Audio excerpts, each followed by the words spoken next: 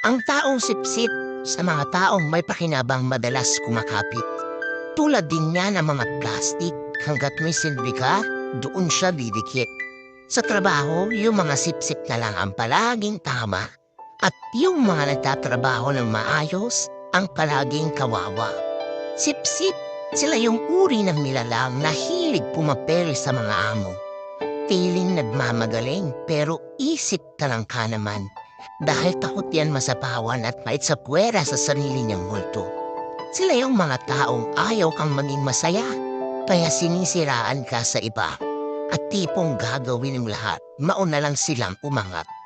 Kaya lagi mong tatandaan na huwag kang manhira ng iba para lang umangat ka. Dahil kahit ano pang pagpapaba mo ang gawin mo sa sarili mo, sisingaw at sisingaw pa rin ang basurang ugali mo.